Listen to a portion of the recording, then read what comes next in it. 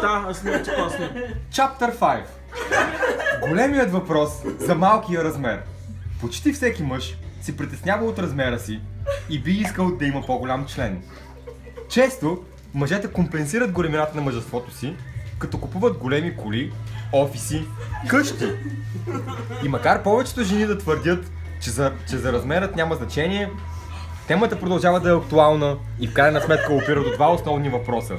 Какъв е средният размер на половият член при мъжете и от значение ли е размерът по време на секс? Ако трябва да отговорим на първия въпрос, възможно най-точно, трябва да кажем, че размерът до голяма степен зависи от националността. Баци расистката книжка. Най-малките размери се наблюдават при японците и китайците. 7-8 см в състояние на ерекция. Да, фак! А най-големите при чернокожите 20-23 см в състояние на ерекция. Да, фак! Доктор Якобс, който и да е то, и други етнолози стигат до извода, че средната големина на мъжкия член обикновено е пропорционална на размера на половите органи при жените в рамките на расата. Нали беше национална, за това раса да брат? В началото е политически по-коректно.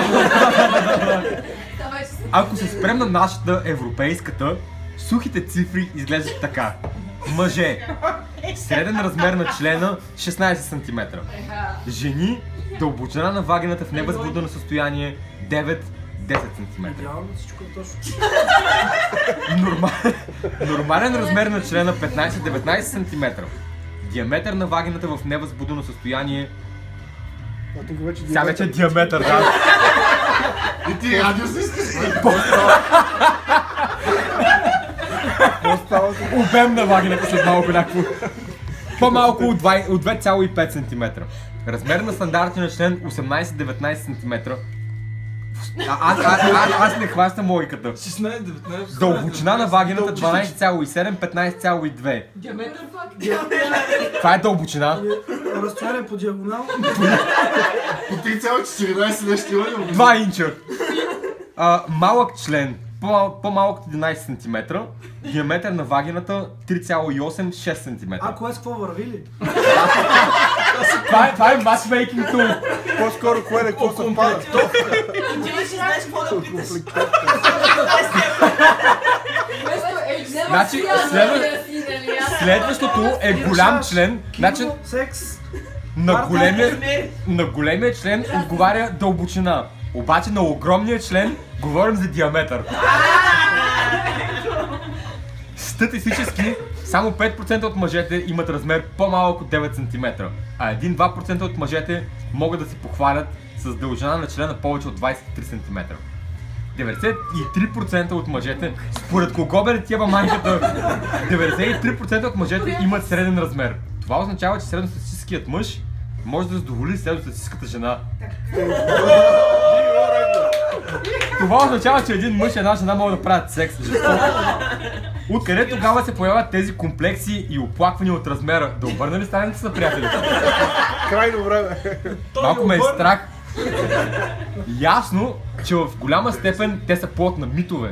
Но дали е така и при въпроса със значението на размера по време на секс? Тук няма как да отречем, размерът наистина има значение, но многоточие. За определени видове оргазми. Ако жената иска да получи дълбок маточен оргазъм, членът трябва да бъде поне 15-16 см. Пиши нещо за аналния оргазъм. Чакай малко. Надявам се след малко да си имам там. За да стигнеш шийката на матката. Стигаш ли до аналния оргазъм? Но от друга страна, 30% от жените се възбуждат от натискане на стената на вагината и за тях по-скоро е важна ширината на члена.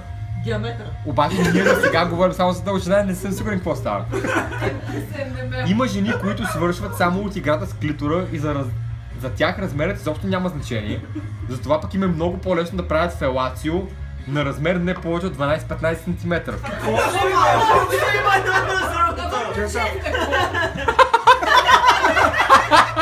Правиш секс и вече фелация с от височина. Това е спортно фелацио. Така, да не споменаваме любителите...